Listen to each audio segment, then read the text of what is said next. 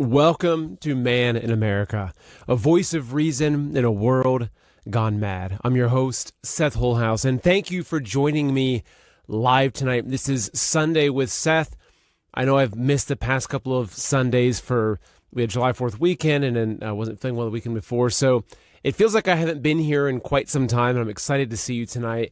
And we've got a great show. I've got a really good show planned for you tonight. We're going to be doing a deep dive into flock cameras, and not doing a deep dive necessarily into Flock as a company or the history of surveillance. You can check out some of my previous shows to look at that information, but more looking at what's actually happening right now in this country as it relates to Flock. Are these things just being steamrolled out across the nation with no resistance? What does the resistance look like? Is there some sort of revolution going on, which hint, yes, there is, of people resisting. But also, we're going to be looking at the constitutional nature of flock cameras. And do we even have a constitutional right to be upset and to be fighting back against these cameras in our own neighborhoods? I've got some good information to show you on that, and we can just share some thoughts and have some back and forth. And then we'll also be talking a little bit about Lindsey Graham, a very strange and very fast death. And not that everything is a conspiracy, but when there are these very powerful people that die in unusual circumstances, you have to start asking some questions. And there's some odd timing about his death and the explosion at a Ukraine drone factory that was attacked by Russia. So there's a few things that we're going to be looking at here that makes me think maybe there's something going on here. I'm not sure if there is. Maybe he just got sick all of a sudden and just passed away, but I don't know. As much as I say that most, I don't think everything is a conspiracy, usually when I suspect it's a conspiracy, it ends up being something a little more conspiratorial. So we'll be getting into that. Before we get into the show content today, I just want to remind you, whatever platform you're watching on, whether you're on Rumble or YouTube or whatever it is, make sure you hit that like button. It really helps the algorithm. Make sure you're subscribed to the channel, that you have notifications on. And also want to remind you that every show I do is a podcast as well. I know a lot of you are watching on video. I'd probably say 90% of my overall engagement comes on video. However, for me, I rarely watch YouTube videos or Rumble videos, but I almost always have some headphones in if I'm working outside in the yard or cooking or whatever, always listening to podcasts and audiobooks. So if you're like that and you like to have this as a background information, just go to your favorite podcast app, search for Man in America, look for this smiling bearded guy, and subscribe there. Okay, let's go ahead and dive in. Also want to remind you, if you have any questions or comments during the show, I'll have the chats pulled up periodically from both YouTube and Rumble. So if you want to ask a question to me, it doesn't have to actually be about what topic I'm kind of going over. If you say, hey, Seth, can you remind me what generator do you have? Or what do you think about this thing? Or did you see that one movie? That's why I'm doing these live shows. We can have that back and forth conversation. And of course, if there's comments or questions about the topics I'm getting into, I invite you to ask those questions as well, and we'll get into it. So starting off with Flock, I'm assuming by now that you've probably heard of Flock cameras. I mean, if you watch my show, I've done many shows on Flock cameras, but I've got a little quick video I'm going to show you that was done through an Atlanta news a kind of investigative report show, and specifically where they interviewed this guy named Ben Jordan. Now, Ben Jordan, I don't know much about him. I came across his YouTube channel. He seems to be very, very knowledgeable about these Flock cameras, and I think that he's the guy, if I'm not mistaken, that actually was able to hack into the Flock cameras because they were just open for anybody. And so I think that that's one of the things that really kind of propelled him in his prominence with covering Flock cameras. And so anyway, this is about 2.5 minutes long. It's only a vertical. I apologize, I couldn't find the horizontal version of it to make it easier for you. I'll still full screen it though to make it a little bit easier, but I found that this is actually a really good overview of what these Flock cameras actually are. Okay, so let me go, I'll full screen this for you and then we will play. Okay. Flock license plate readers take a time-stamped photo of every vehicle that passes every camera. Police can search your historical travel information for 30 days. This creates a searchable database of everyone, not just the suspects of crime. Security researcher Ben Jordan. And it's like if you were to build a graph of that sheet, and plot it to a map, now it's as if you've had a GPS on your car for an entire month. By your own publications, 700,000 crimes a year are solved with Flock? Flock Safety Chief Communications Officer Josh Thomas. Reported crimes in America, yeah. So there's a lot more that probably are being helped that aren't being reported. But yes, we have about 700,000 crimes that we are aware of that are being solved in part with evidence that's derived from a Flock safety device. In order for that historical data to be of investigative value, you have to track every car for 30 days. Again, I would challenge you on the word track. Tracking the whole of your movements is very different than knowing that you passed by one specific camera, 24 specific cameras. Those are different things. And then the examples of tracking that vehicle from location to location to location. But Flock's own webinars talk about its license plate reader's ability to track vehicles and people. If you want to know how bad this Flock camera situation is, just watch the first 24 seconds of this video. Flock says its cameras don't track people. Its own training videos say otherwise. I watched this, my mouth literally dropped within 24 seconds. I'll play a little bit more for you, but just this first part is wild. Pay very close attention to when he says, this is a police department and these are all the other agencies and departments that it's sharing its information with. It's mind-blowing. It's literally crazy. Watch this. In Boulder, Colorado, inside a small coffee shop. The brighter areas are where the really high density of Flock cameras are. Will Freeman runs the largest police camera tracking system in the nation. If you click on any of these police departments, it'll show you who they're sharing with. So the lines going outward are the agencies that can access their data directly. It's called D-Flock. The app shows where the cameras are and which way they're pointed. How many cameras have you mapped? 88,970 cameras at the moment. Why did you want to do this? The main reason is to show people how invasive this is. So, and that, again, that just is a little snippet video that I found, and I'll pull up the D-Flock website.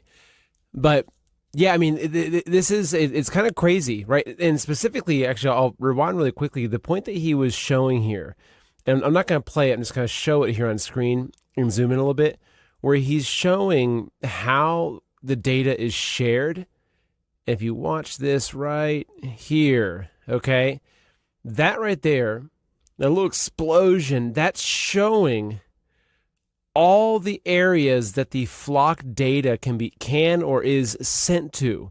Okay, so when that camera captures information, this is how far that information can be spread, right? And so if you're not now, if you're not like super familiar with Flock cameras, I'll give it like my very, very boiled down explanation.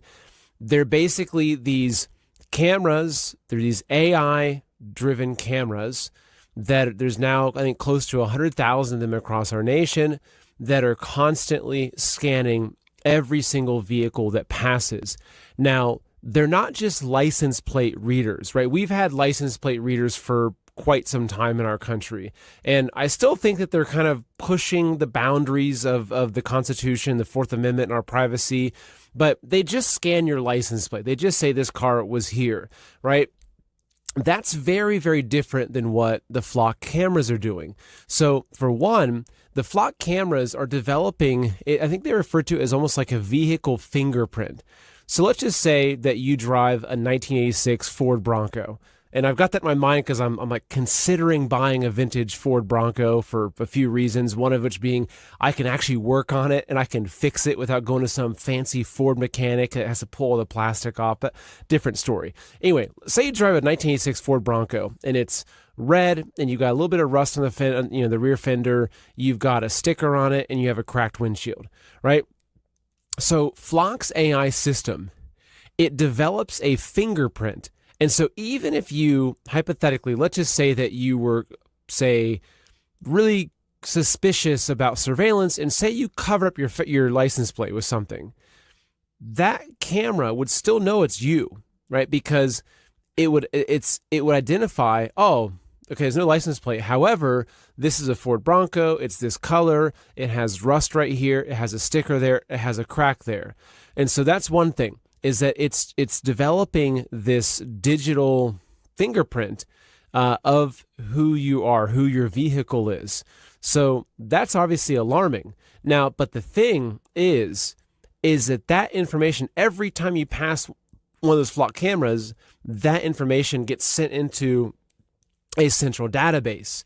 And so that central database now is a lot of local police agencies and there's a lot of intelligence agencies, et cetera, have access to this information. And so let's just say that you drove across country or you drove a 5-hour round trip somewhere. Because these cameras are everywhere, and I'll show you some maps, they would be able to track almost like to a T exactly your route. Now, they're not like on every single street and every single corner in America. However, so if you're driving, say, in the country roads and you're trying to avoid these cameras, you can do it. Yet, if you look at bigger cities, they're everywhere. And actually, I'll show you. So here's a quick video I'm going to pull up. This is showing the evolution of flock cameras from January 2024 to July 2026. Okay, so as you can see here, this is January 5th, 2024. There's no flock cameras anywhere. All right, now watch this little graph, okay? Watch this. You can see them popping up. And I'm going to full screen this one again for you.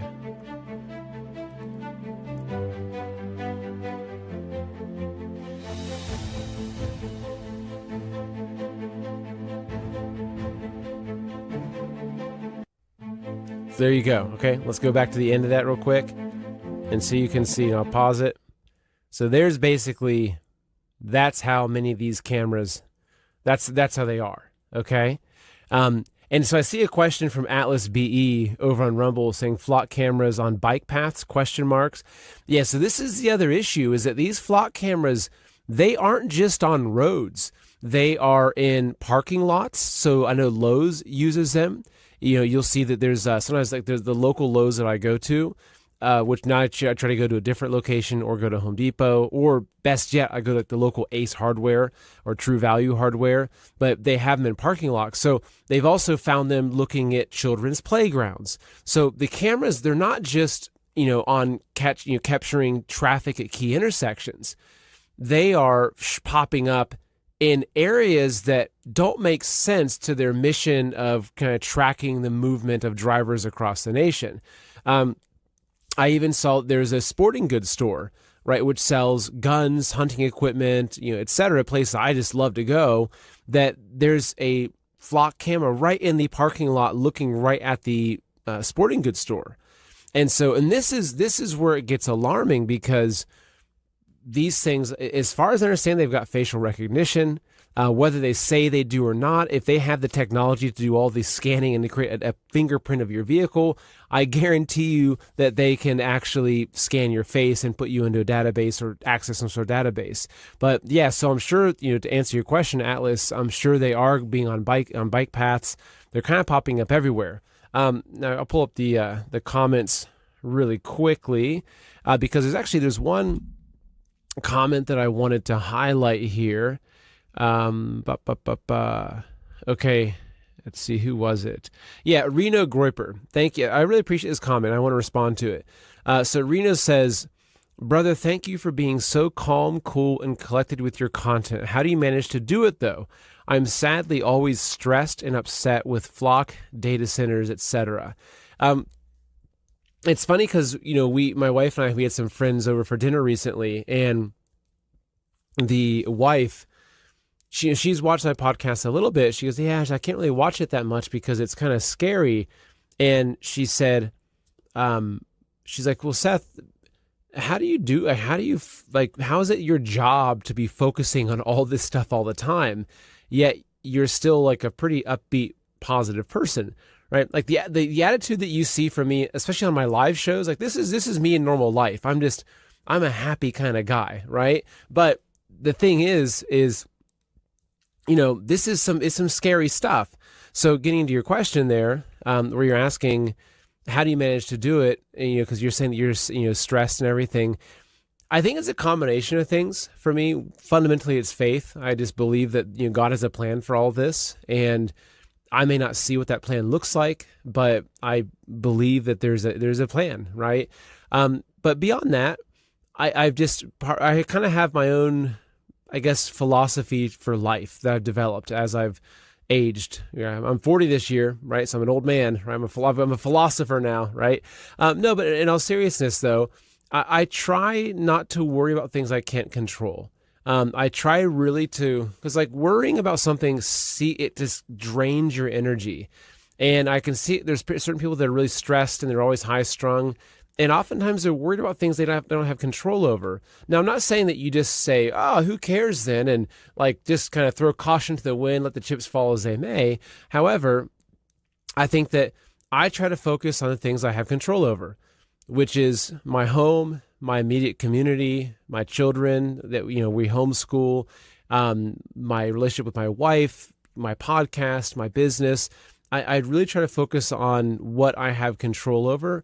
And I try not to stress too much on things that I don't have control over. I can't control flock cameras. I can't control the Epstein files being prosecuted or not. I can't control these things. Now, I can, say, get involved locally and resist flock cameras. I can do that, and I've been considering doing that, right? But there's just a lot of things that I can't control. But the things I do have control over, that's also why I'm not as stressed, because I've really tried to do the things that I can, right? So, 6 or 7 years ago, I was living in a high rise in New York City. That's probably one of the worst places in America you could possibly live if you're worried about, kind of crap hitting the fan, surveillance state, etc. And so, I've changed that, right? So my wife and I, we live in upstate New York, which there's reasons why we're in New York. We have a good community here, though I hate the politics. But anyway, New York, once you get outside of New York City, it's all conservative anyway. Actually, if I grew up in rural Ohio, I feel like that where I'm at in rural New York is way more conservative. And I'm not saying politically conservative. I think politics it's two wings of the same bird, right? Morally conservative. That's what's important to me, is people that are morally conservative. I don't care, what your politics are. It's are you morally conservative, right? Do you have values? Do you believe in the virtues? Do you, those kinds of things? But anyway, so, where we live, we live in the country. We've got chickens, we've got gardens. I've really put a lot of time and effort and energy and money into resilience and building the tools that I have that will protect my family. So, that's part of why I'm also not as stressed, because I've actually taken a lot of action in my life to give myself protection from this surveillance state the best that I can. So there's your quick answer. I can get into it later if you want to after the main part of the show, but that's the quick answer. So I'm continuing though. Let me see where I'm at on there. Also, let me show you the, okay, so I showed you this map, which is showing the evolution of flock cameras. Now, I'm seeing a handful of you are saying, oh, I'm not sure if they're in my area, etc. So there's this amazing website called deflock.org, right? So DE, so deflock.org. And this is a great site. There's a lot of information on here. I'll be talking about some aspects of it a little bit later in the show. But what they're doing is they are showing how many cameras are in the country. And so these are all user reported. And so you can actually, if you see a camera, you can report it on here, adds it to the map. And they're also tracking the cities that have rejected this, which is really, I'm glad that they're tracking this too, because as I'll talk about in a little bit, like the LAPD, for instance, they've now ended their flock contract, right? So that's really, really positive. So they're showing the positive resistance. But what's really good, though, is they have this map. So if you go to deflock.org and you click launch the map right here, so this shows you, and you can select over here, like which ones. So right now they're tracking 94,000 flock safety cameras, 5,000 Motorola, 2,500 Gentech, etc. But this is the key, right? So let me know. Someone give me the city that you're in or wherever you're at, and I can look it up for you. But let's just say, let me go look at.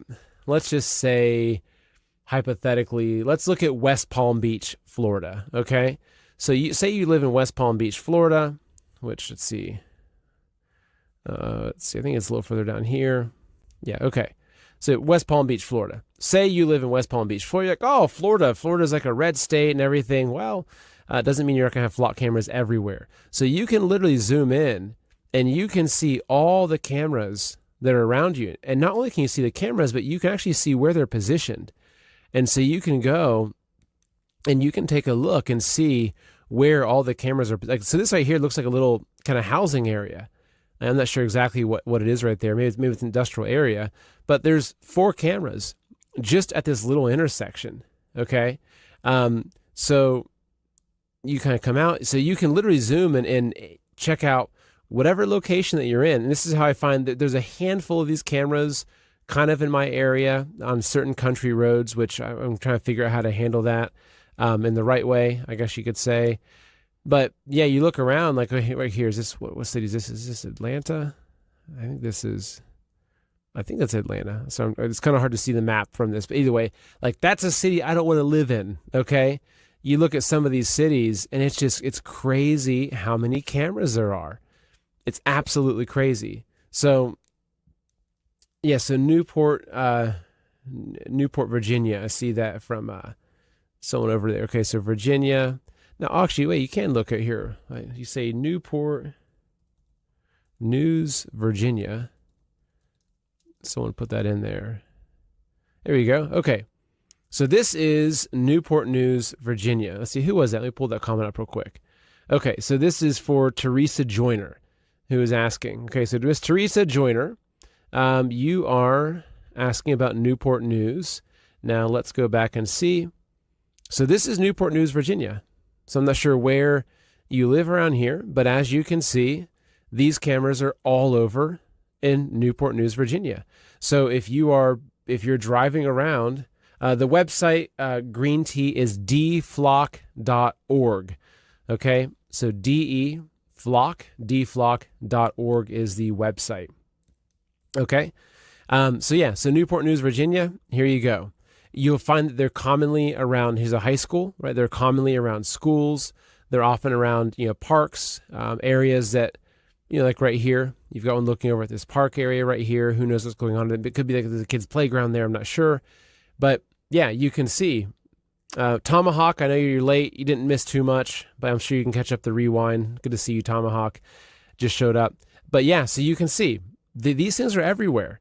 Right, now see where they are. I saw someone say that, in Alabama, there's not many Alabama. Unfortunately, there are. These things, Texas is really bad. Like, let's look right here. What city do we have here? It's hard to see the cities as well because of, this is one of the Texas. Is this Austin? Oh, Houston, okay. Houston, Texas. And look at this right here. Look how crazy this is right here. I mean, Houston, Texas. Again, Florida, Texas, you think, these are the conservative, these are the red states, pro-freedom. No. Actually, Florida right now, they're even considering putting these AI cameras on their garbage trucks to be scanning for code violations. This is the big thing that's happening in Florida right now. And so it's also cool as you can see how many cameras are in the vicinity. Like it'll show you what you're looking at. So you can say, okay, right here, there's 385 cameras in this little area right here. Oh, great. So yeah, whether We Are at War says there's an app as well. So it sounds like there's also a DFlock app. And I'm assuming that you can use that DFlock app to submit the location of the cameras that you're seeing as well. So that's probably good. But yeah, so anyway, so this is the reality of these flock cameras. Now, what's crazy, this is DFlock. So the CEO of Flock recently came out and he's literally calling organizations like DFlock a terrorist organization. So this is the CEO of Flock. And what's kind of funny is that Flock turns off replies to all of their posts or all their posts on X, on Twitter. So it's obvious that they don't want the public talking about them. So they'll put their posts out, but then you can't comment on anything, which is always very suspicious. But this is the CEO of Flock responding to this, because there's been a lot of really strong pushback to this, which we'll get into more in this show.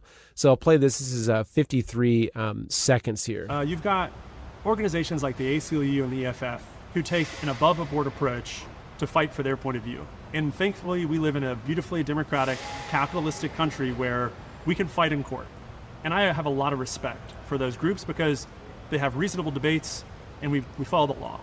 And then unfortunately, there's terroristic organizations like DFLOC, whose primary motivation is chaos. They are closer to Antifa than they are anything else. And that, I think, is unfortunate because we don't want chaos, or I don't want chaos. I like law and order. I like a society that has a bedrock of safety.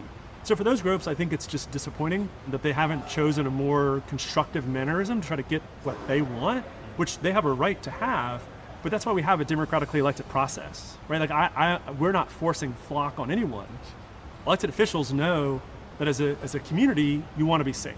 You've got organizations. Yeah. So there you go. So this guy's calling Flock I think he said terroristic is the word that he used, but a terrorist organization, comparing it to Antifa. It's like, okay, how can you compare DFLOC to Antifa? DFLOC is just, it's open to the public. They can just, all they're doing is they're tracking the locations of flock cameras.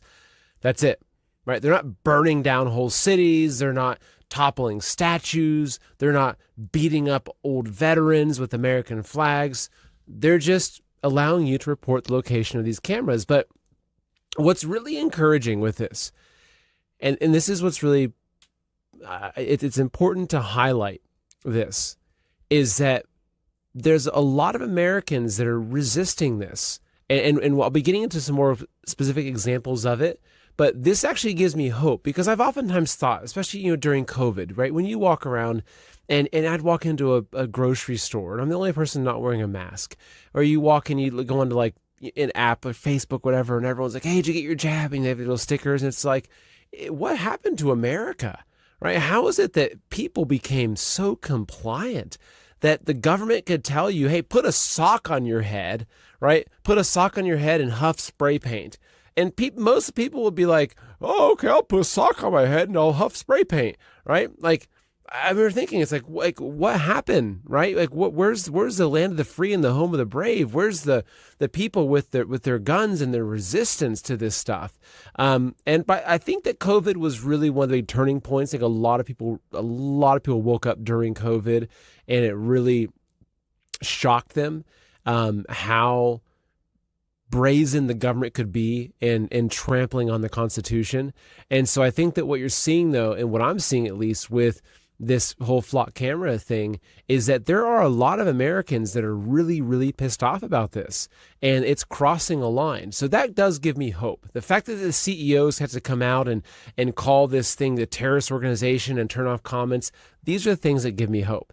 What also gives me hope, though, as I mentioned, is that the LA Police Department, they just canceled their contract with Flock. I'll play this real quick. I'm going to play about 30, 40 seconds of it. This is a little news clip. Check this out. LAPD says that it helps them in tracking down suspects involved in a crime. Now, some people in the community like that surveillance. Others say that it violates their privacy. LAPD says that concern is what led to its decision. Well, this contract's not being renewed because of serious concerns around civil liberty and civil rights issues, particularly around privacy and the data that's being collected from these cameras. So the LAPD had to make a difficult decision of continuing, in this case, discontinuing using Flock services until we can get those data, privacy, security, and sharing concerns ironed out through a contractual relationship. So that's great. Now, that doesn't mean that all the flock cameras in LA are going to be taken down, but if the LAPD is not going to be using them, like that's a major customer, I'm sure. Like I don't know the specifics of it, but I'm assuming that that's part of the business model of Flock. Is they put all these cameras up, they collect all this data. I saw someone commenting saying data is gold. Yes, absolutely. Data is the new oil. And so they collect all this data and they can then sell that data. They can probably sell it to local police departments. They can sell it to government agencies, etc. So if LAPD, which LA is typically, they have typically gone along with a lot of these more liberal agendas. And I'm not calling Flock a liberal agenda. It's actually kind of funny because we're seeing this convergence of values between the left and the right. And I think that Flock is one of the things that we can agree on, because I'm sure there's a lot of people that are liberal that hate the government, that hate capitalism, that hate Donald Trump. And they're probably looking at this. It's happening, in a lot of ways, during his administration, it's really continued to spike, the Palantir integration with everything. And they're probably pretty upset with it. So it's like, okay, hey, here's let's, offer the olive branch. Let's agree together. Hey, this is not good for our country. So that's encouraging. But I'm going to bring a post up here. This is from Jason Bassler over on Twitter. He says, they want you to believe that your voice doesn't matter. He said, yep, in just the last few days, LAPD canceled its Flock contract. Meta canceled Muse Image AI after privacy outrage. One of the largest planned U.S. data centers was killed. It's the PW Digital Gateway by local opposition. He says the surveillance state isn't inevitable. It advances when people are apathetic. It retreats when people fight back. And that's why I feel like it's happening. Now, it's not like Flock is the only surveillance infrastructure that's happening. I mean, most of us that are carrying smartphones, these smartphones are arguably way more dangerous than the Flock cameras in terms of giving them the tools they need for a surveillance state. But it's your own choice what you do with your smartphone. And it's like the guy who's saying, the CEO saying, we're not forcing Flock, on people. We're not doing that. It's elected officials. Well, yeah, but it's like, I don't care if, the elected officials are worthless in most cases, but you kind of are forcing it on people, because if you are going into town and you have to drive by 10 Flock cameras just to go to the grocery store, you can't opt out of that. Right? At least with your cell phone, supposedly, you can go in there and you can uncheck and you can say, do not collect data, do not collect location data. You can opt out of those things. You can't opt out of a Flock camera, right? Then that's one of the key points with this, is that you can't say, I don't want that, because look, Flock is a private company. And this is one of the key points here, is that Flock is a private company. It's not some government company. It's not like, or it's not even something like, your local sheriff department setting up a red light camera, right? I'm not sure who that would be done. I'm assuming that it's not done by a private company. I'm assuming the red light cameras would be set up by your local, county police or whatever it is, and that's being monitored. But this is a private company that you can't opt out of. And so, yeah, I'm not really happy with that at all. But what's also interesting is in our post from Jason, as I mentioned, the resistance to this. So there's something called Operation Flock Out and Knock the Flock. Both great names. Okay. What he's saying though is that Operation Flock Out is targeting Flock nationwide. Knock the Flock is doing the same thing across the Midwest. Two groups and with one goal: to remove every Flock camera in America by 2027. It says, for the first time ever, the surveillance state is facing organized multi-regional resistance. Blessed are the privacy makers. Now, I don't know much about these organizations, so do what you will. But anyway, it's encouraging to me, again, to see that there are Americans that are standing up for their freedoms. Now, kind of getting into a lot of what's happening, it's kind of interesting. It's kind of amusing. But so here's something. This is in Houston. And we're seeing this, and I'll have a few different videos to show you here, that like people are just okay, I'll give a quick caveat, little legal thing.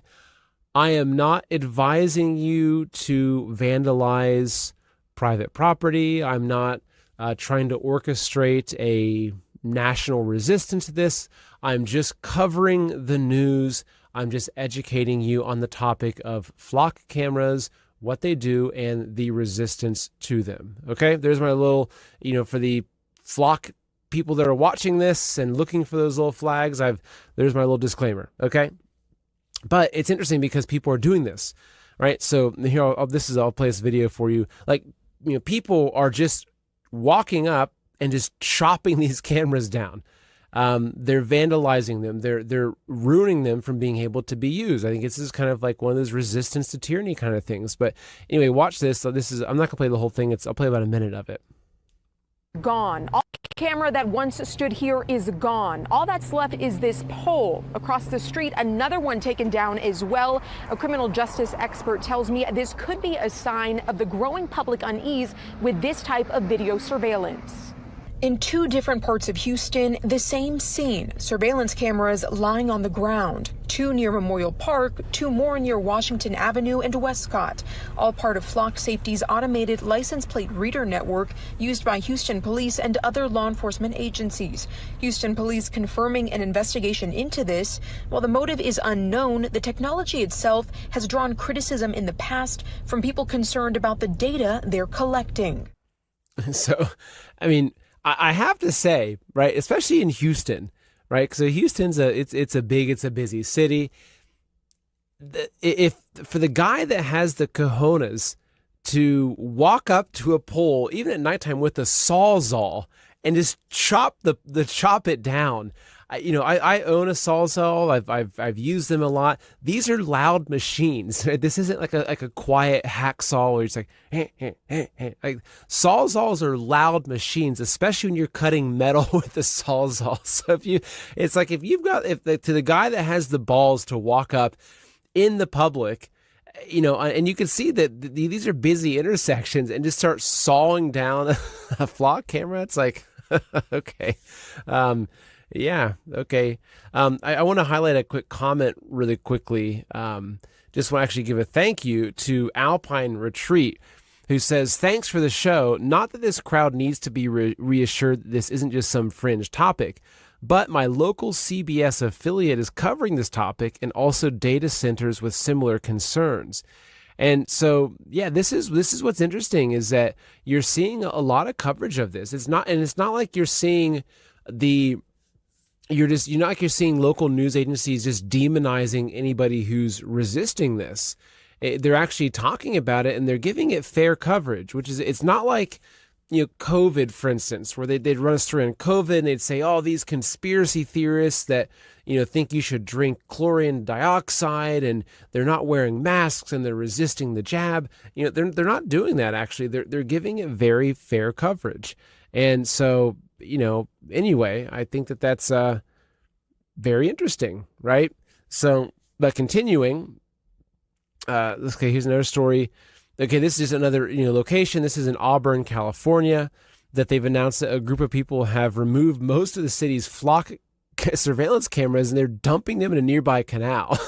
So this is, I just find this so funny, right? This gives me hope for America. The fact that people are going and they're chopping these things down and they're just dumping them in the local canal.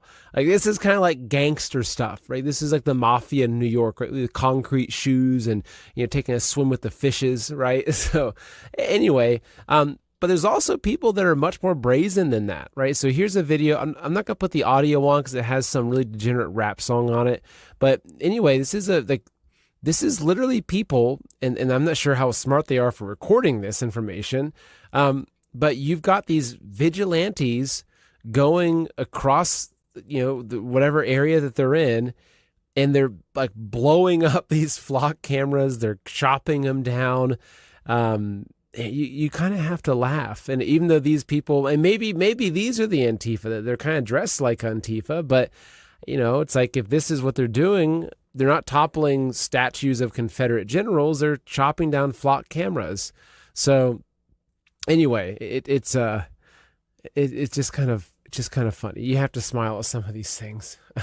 So yeah. I see someone asking if there's this is Viv saying, is there an increase in chainsaw sales?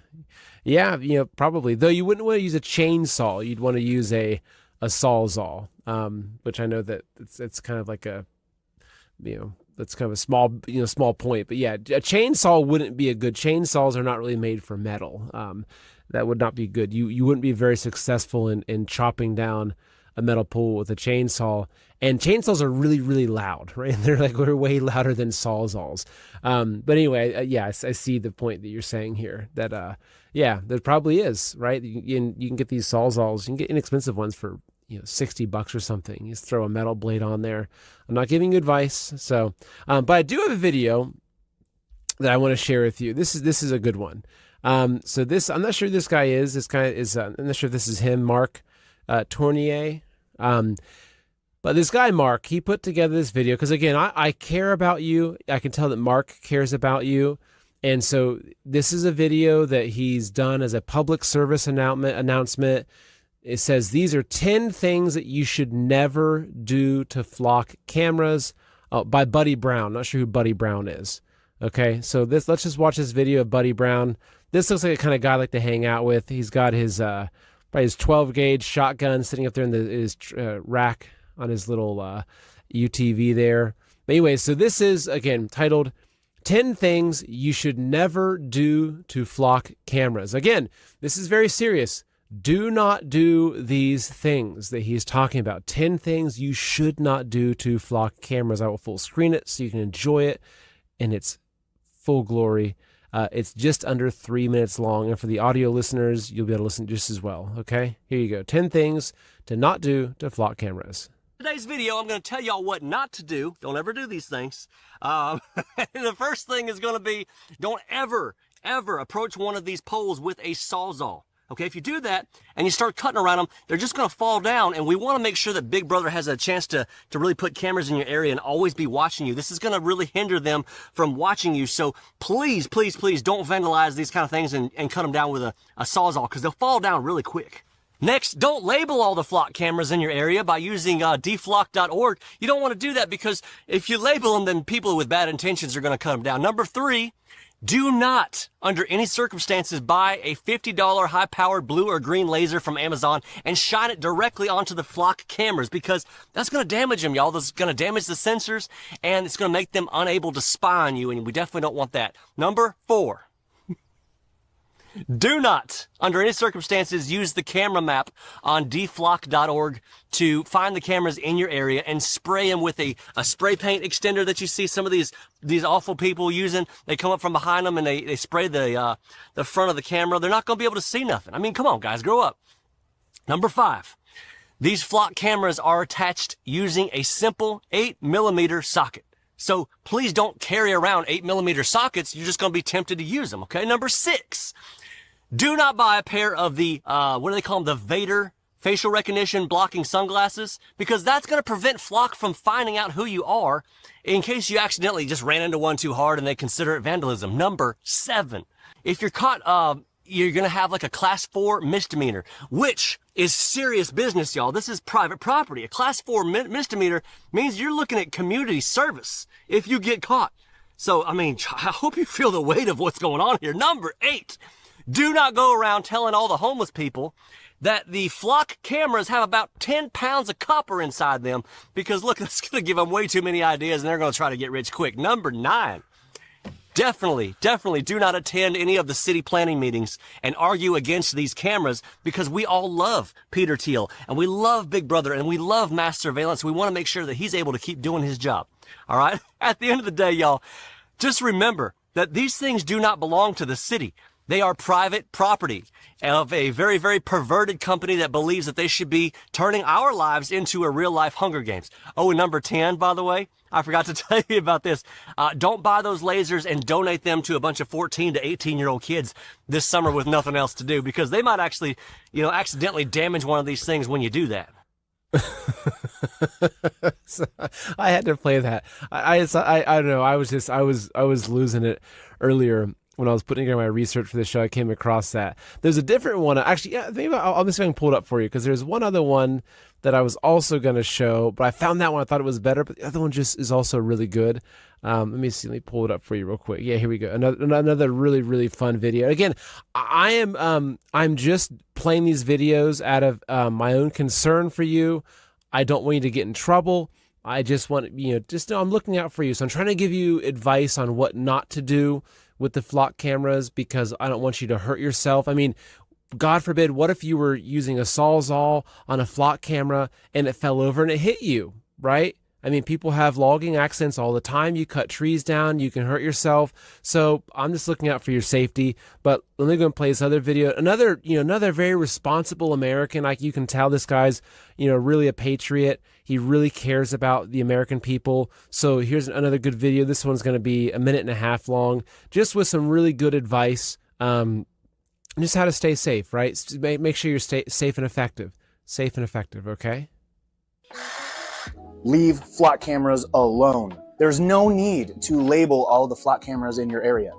And don't put plastic bags over them either, because all that does is cost the company time and money. Grow up. I know that you can use a $50 high-powered blue or green laser like this one to permanently blind flock cameras, but come on, guys. Why? Definitely do not use the camera map on dflock.org to find cameras, approach them from behind on foot with a spray paint extender, and spray them. And if you do that, at least make sure that you have your phone in your pocket so we can identify you using the Bluetooth and 5G. There is no reason to spend $20 on a hard hat and high visibility vest and then buy a $30 Sawzall with diamond tip blades to cut down the entire pole. That's because the cameras and solar panels are clamped with a simple 8mm socket, so you're just doing too much. The cameras have about 12 hours of backup battery, so they will be transmitting Bluetooth and 5G that we can use to track you. So under no circumstances should you put the camera inside of a Faraday bag while the battery runs itself out and then break them down for parts, because that would prevent us from finding you, and nobody wants that. If you do any of these things, it's important that you do not buy a pair of Vader facial recognition blocking glasses, because then it would be impossible for us to identify you and charge you with a class 4 misdemeanor, which is typically just community service or a small fine. And for the love of God, do not attend your city council meetings and demand that they cancel your city's flock contract. We need these cameras.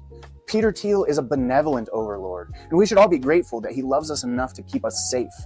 Grow up. One thing, I'm not sure if you caught that, but one thing I caught in the caption, talking about Peter Thiel, he says, Peter Thiel is a benevolent overlord, but in the caption, right here, I'll show it to you real quick.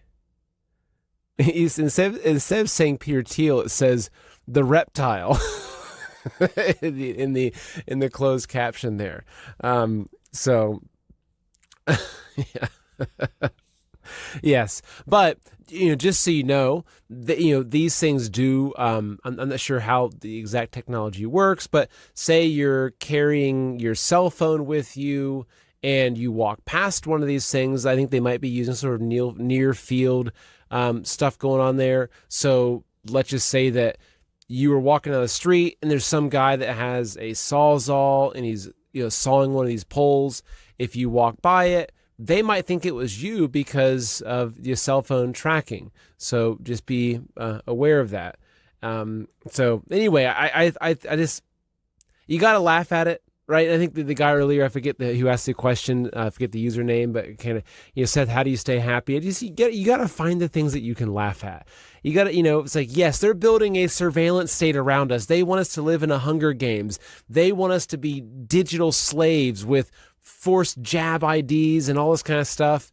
But we still have to find the humor in this, because it's the humor that helps you resist it. The humor that helps you keep fighting, keep mocking it. And it's a powerful tool. It really is. But in all seriousness though, on DFlock, let's see, is this right here?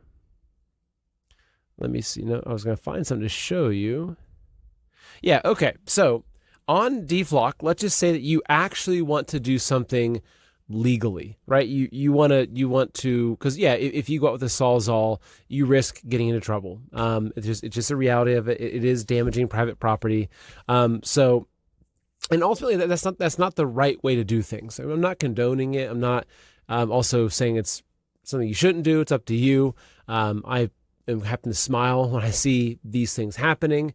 But if you're a family guy and you have kids and you can't, whatever, the right thing to do is actually just to do this at the city council level, etc.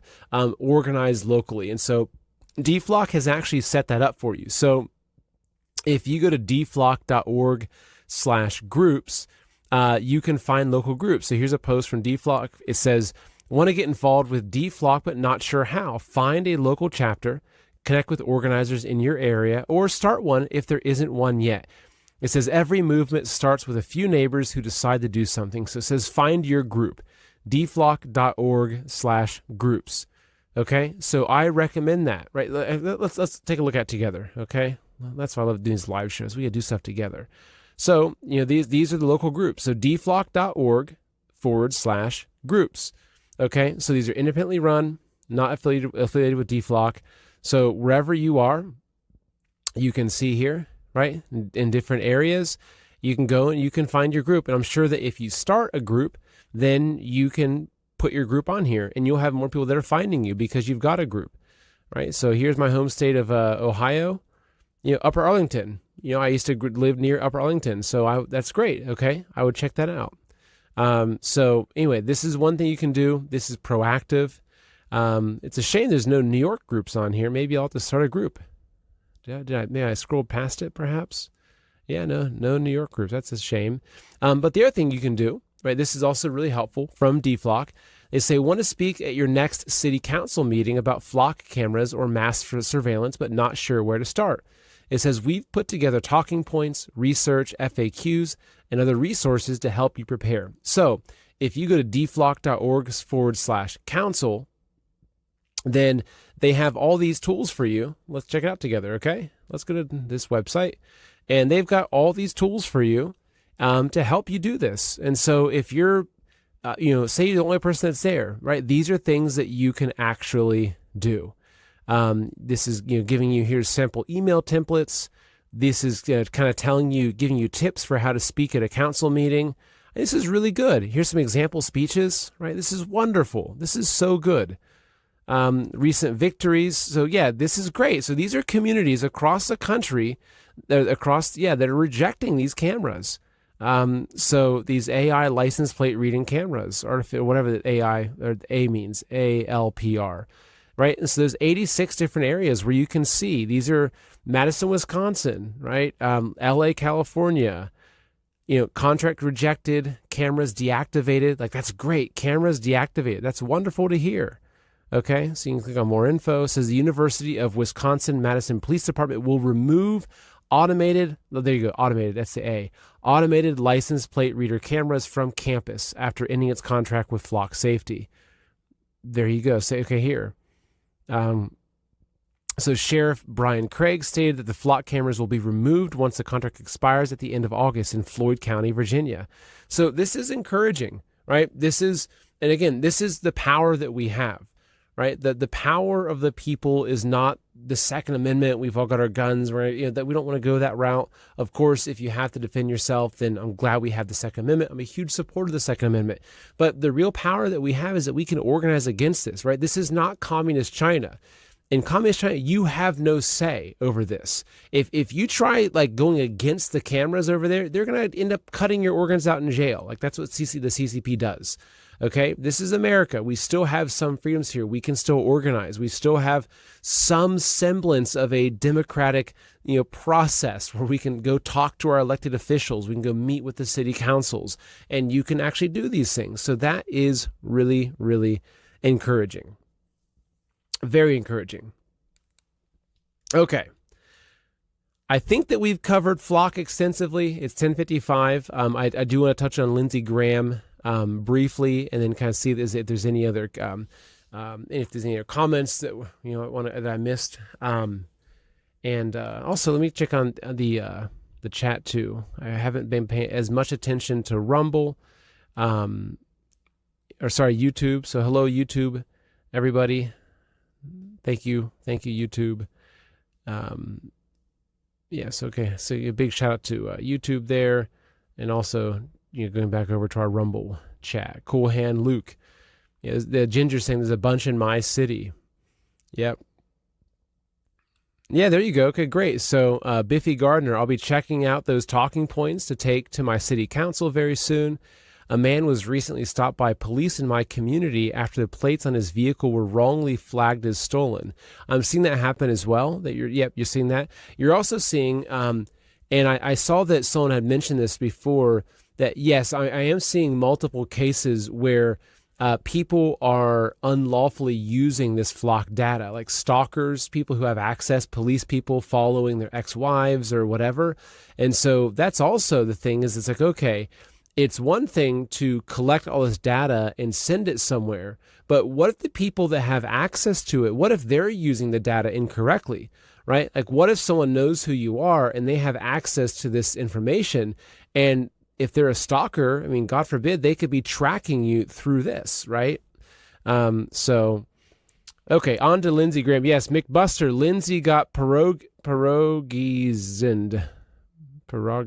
Pergozened. Not sure what that means. I thought I read it as pierogi. I like pierogies. But anyway, so we'll take a quick look at Lindsey Graham as we're wrapping up. So Lindsey Graham, he passed away. I'm not going to try to kind of spit on his grave.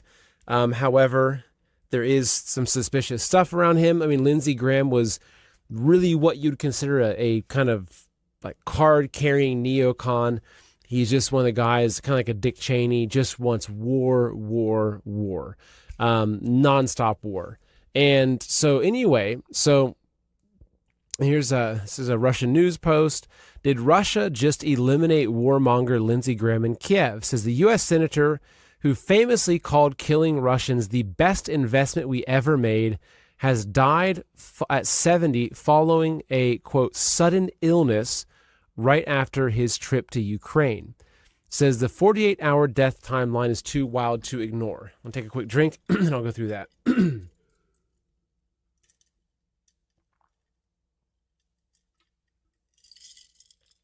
Thank you for your patience while I drink my water.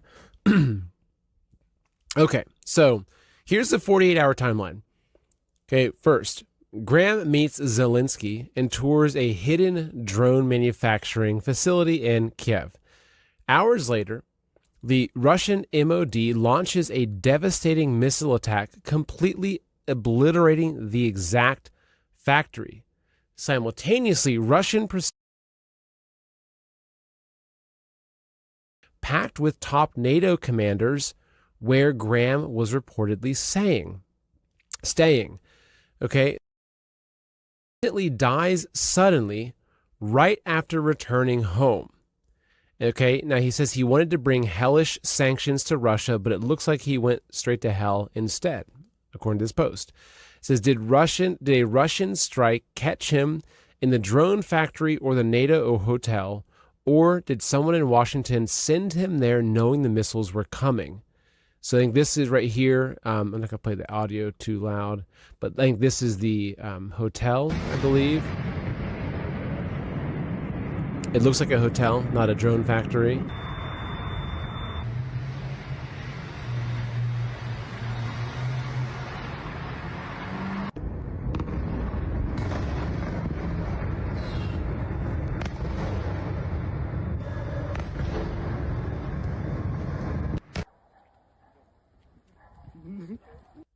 Yep. So, I mean, now again, it's if he just finished this trip from the Ukraine and he gets back and he dies within maybe 24 hours of allegedly coming back to the country of a mysterious sudden illness. Now, look, we live in an era where a lot of people in the past 5 years have been dying suddenly. So, could it have been something else? I mean, dying suddenly is no longer some strange thing. Unfortunately, it's been happening a lot more often, and I think you know why. However, it is very strange that the timing of this, okay, so I didn't realize at first about the hotel as well. So that he meets with Zelensky, he tours this hidden drone manufacturing facility, and then hours later that facility is blown up, supposedly hours after he was there. And then the high-profile hotel that he was reportedly staying at is also hit with missiles. And then simultaneously, if this guy is calling for heavy sanctions against Russia, I mean, it seems to line up that this wasn't just some kind of sudden illness. I mean, and again, the sudden illness thing doesn't really make sense anyway. And rarely do people just kind of randomly pass away. It's like, okay, hey, he's in the hospital with pneumonia, he's in critical condition, he has cancer. I mean, of course, people do die suddenly; it happens. But, see Hemp Car asking, was he jabbed? You never know. I mean, I think he was probably promoting it, he's probably pushing it. Whether he got the real juice, I don't know. It's hard to say. Now, Alexander Dugin, kind of Putin's philosopher, as they refer to him, makes an interesting point here. Now, he's, again, extremely pro-Russia. I think a lot of what, he says, I kind of take it through that filter of, okay, this guy is representing Russia. Okay, so just be aware of that. He says the sudden death of Lindsey Graham can be the black mark sent to Trump. I doubt it were the Iranians. Most realistic, it was a Mossad job in order to push Trump to renew full-scale war with Iran. It clearly means you are next. He says Lindsey Graham was the shadow of Trump, his black self. So, was it Mossad? I guess it's hard to say, right? If he died from these missile strikes that happened into a factory, I'm assuming that most likely those missiles would have been coming from Russia.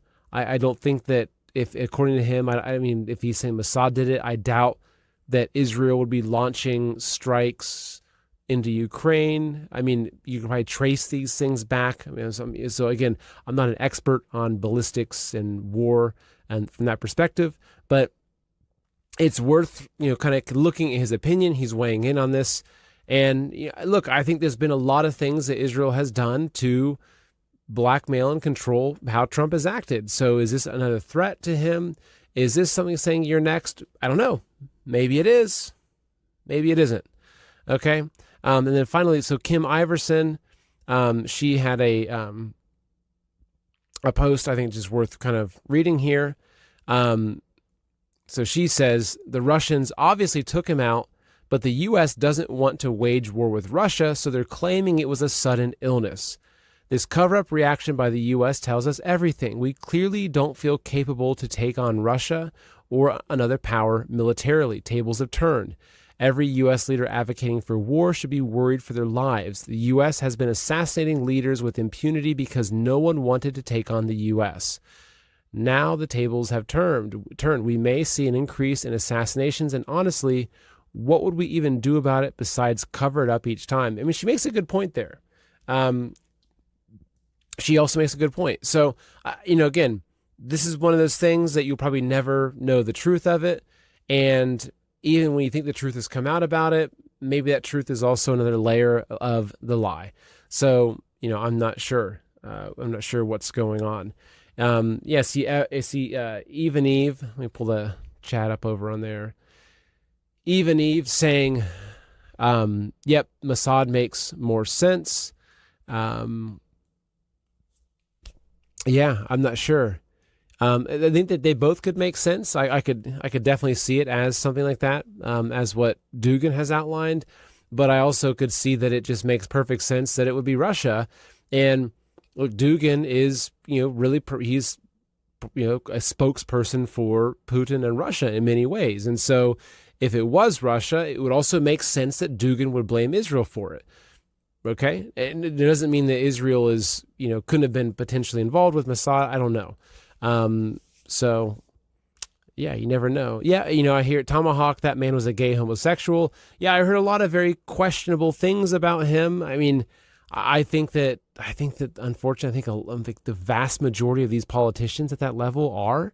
I think it was I was listening to, I think it was Milo Yiannopoulos on Tucker Carlson when he was saying that basically, and again, Milo would probably know this stuff if you know who Milo is, and he was saying that I think it was almost every one of the men at the high levels of politics was gay. And, if you understand the blackmail stuff, if you understand the MK Ultra, the honeypots, the children, all that, it kind of makes sense, right? This is why I have no desire to ever get into politics. Never. It's just yeah. So, yep. Okay, so that is the end of the content that I have. Let me go and check through and see if I have any notes or any kind of comments. Let me see. There we go. So Durius on Rumble, who says, If Putin admits he gave Lindsay a toxic handshake, what would Trump do about it except refuse the next handshake? Yeah, I mean, I guess, yeah, that would make sense. He would, if that's what it was. Okay, Red Kit on YouTube says, what we need is a union, an American union. Seriously, can't we all band together and form a resistance union? Union dues not required. I'm not sure about, I think there's need to be some sort of organization like that. I know that unions historically have been very quickly infiltrated and subverted. And that was one of the ways that communists have taken over a lot of countries, is through the unions. So, I'm hesitant. I like what DFLOC is doing because it's decentralized. Because it's hesitant about anything that gets to be too big and organized and centralized. It's very easy for bad actors to come in and through nefarious means take over these kinds of things. Okay, let's see. Looking through some of the comments that Kay, my producer, hello Kay, good to have you here. Yeah, Atlas BE on Rumble says, how many of you voted to have flock cameras? Who's getting the most rich in that flock company and how much? Yeah, good. Yeah, very, very, very, very good point. Also, Atlas is saying, can flock cameras detect digital devices or wearables in your cars? They probably can. I'm guessing that if there's any kind of near field communication stuff going on, they could. So, yeah. Yep. Okay, jump back over to just the main comments there. I think we'll be wrapping up pretty soon. Thank you, Cows Will Rule Canada. Hey, Seth, great show. Thank you, Cows Will Rule Canada. I like your name. Thank you. Yep.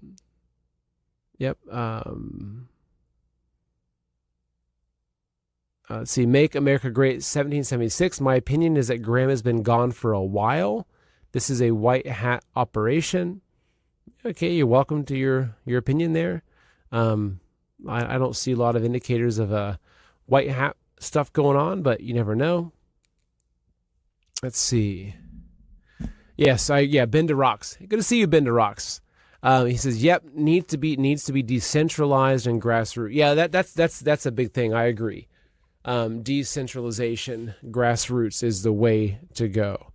Interesting, actually. Vidal Signs on Rumble says, "I have never heard of flock cameras till just now." Well, I hope that you learned something with this. I hope that I did a good job of explaining flock cameras and what they are and the potential threats of them.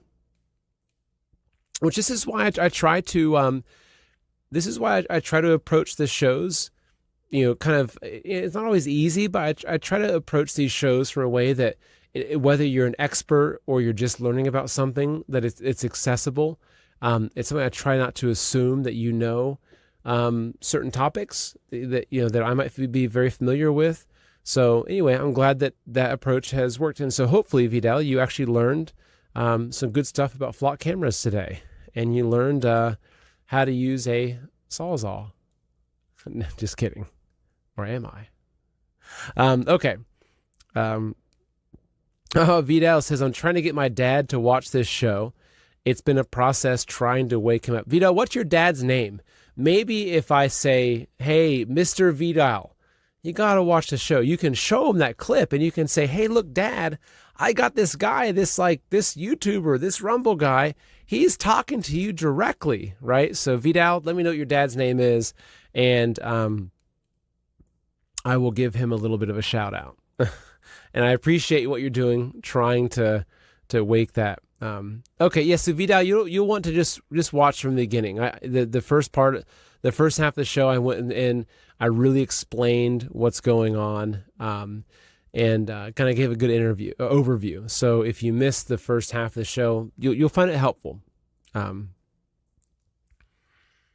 Yes, there we go. Yeah. So Himpcar says, Nita Fairnay said most cameras you walk past now are reading your brain waves. Yeah. I'll check that out. Okay. So let me actually wait here. So maybe Kay, if you can record her name. Nita Farahani. So Nitafarany said most cameras you walk past are reading your brain waves.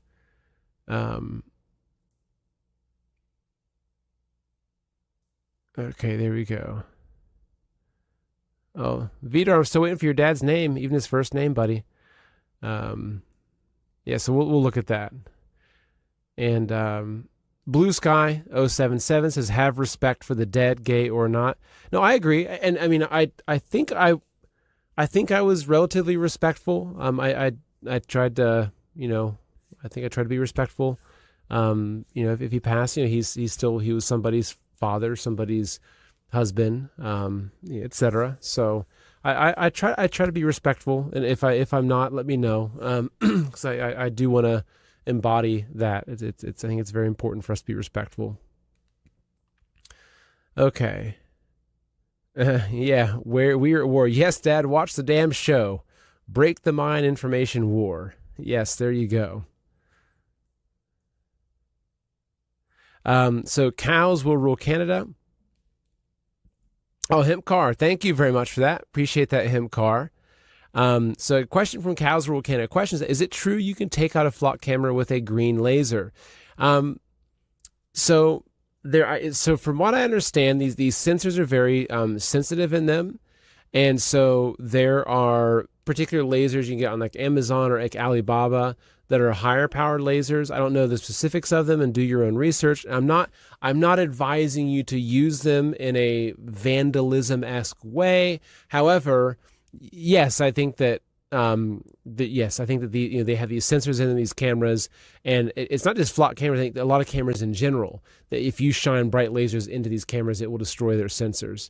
So, okay, Bob Vidal signed. So, Bob, listen, Bob, you got to watch the show, man, right? Your son, Vidal, he's been trying to get it to you. So, Bob, you got to watch the show. Give it a chance.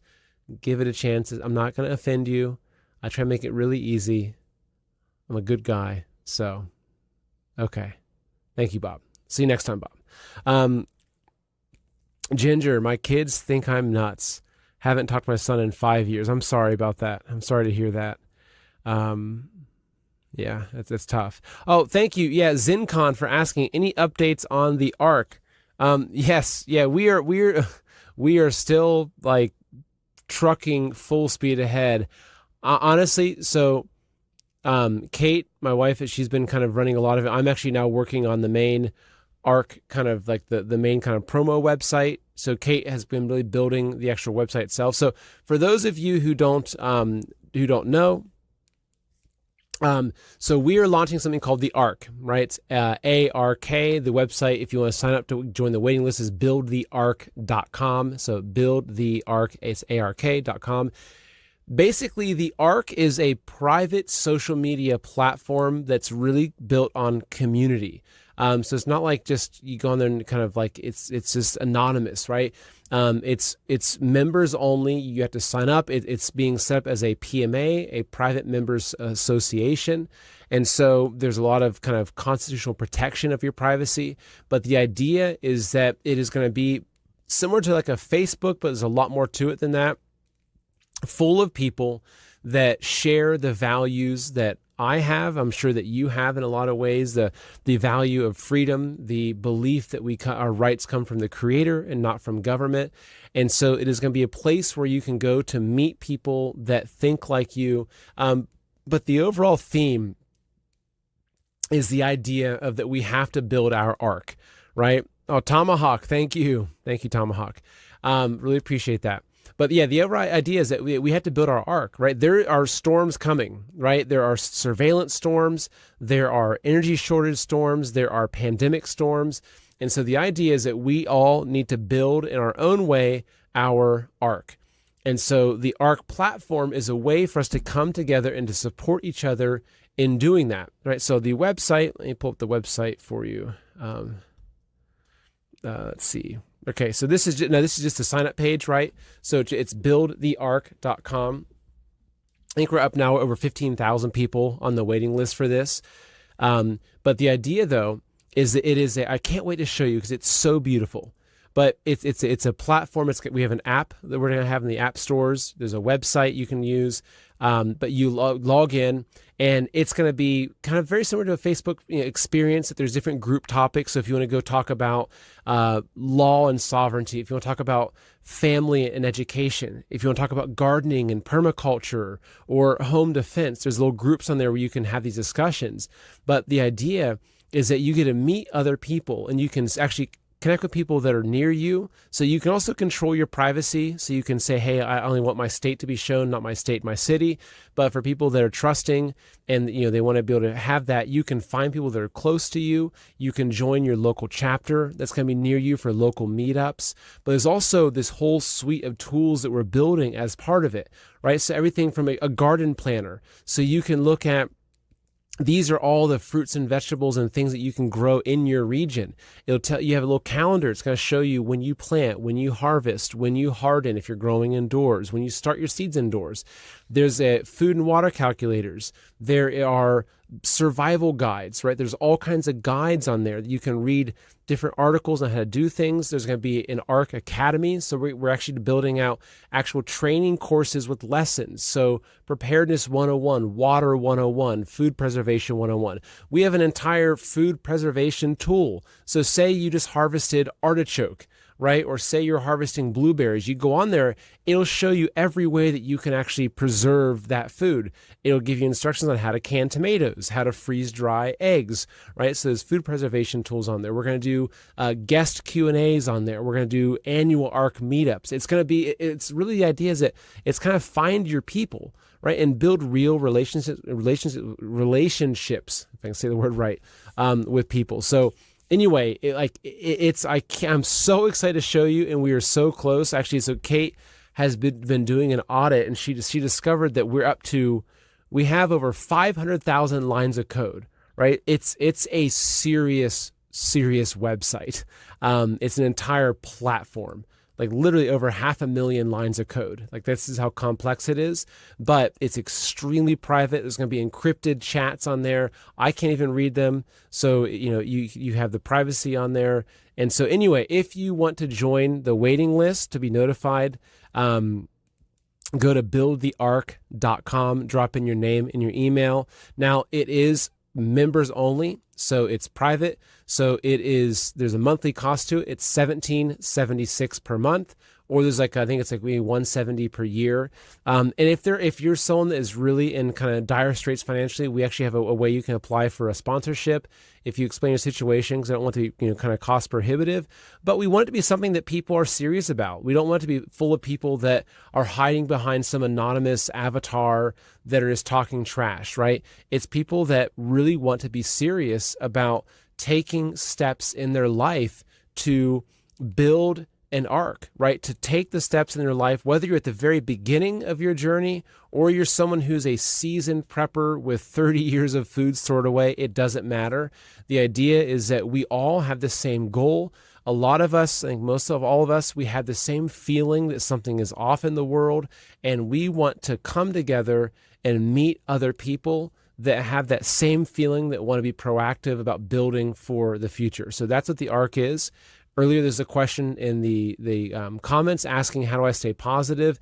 This is also part of it, is that I feel like I'm actually doing something to not just help myself and my family, but I'm building something that I think is going to help a lot of people. And so but in terms of timeline, we're literally in maybe I think that we're a couple of days away from almost submitting the app to the App Store. Finalizing the website. So we're honestly, we're like a week or two out. And I hate giving times because these things are so difficult, and it's like the last 1% takes half the time. But anyway, once you're on it, it will be so worth the wait. I promise you. It is going to be the most amazing app. You can got widgets on there, so you can open up your Arc home screen, and you can have your weather widget. You can have the precious metals widget. You can have your garden planting widget. There's so much good stuff on there. So anyway, that's the quick update on the Arc. And I can't wait for y'all to be on there. So Anyway, so it's 11:20. I think it's time to wrap up. It's been a great show. I've really enjoyed it. It's good to be doing a live show. Again, we got almost 1,000 people on Rumble, which is great. I don't think we're on the homepage right now, which is fine, but still 1,000 people is wonderful. That's great to have you all here. I'm not sure, how's YouTube doing? Submitting the app to the App Store. Sorry. I opened YouTube and I got there. Yeah, I got almost 200 watching on YouTube, which is typical for YouTube. So anyway, yeah, I think that's it. We've got some great shows coming out this week. So keep tuned. So our schedule Tuesdays and Thursdays at 11:15 p.m., Saturdays and Sundays at 10 p.m.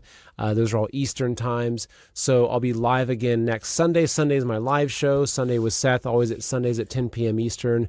We do this, come back, and that's it. Yeah, thank you for being here. If you enjoyed the show, leave a comment, give a thumbs up, share the video with someone that you think would enjoy it. If you share it with your dad, Bob, if that's going to be good for you. And yeah, I think that's it. So thank you all, and I will see you again soon. Bye-bye.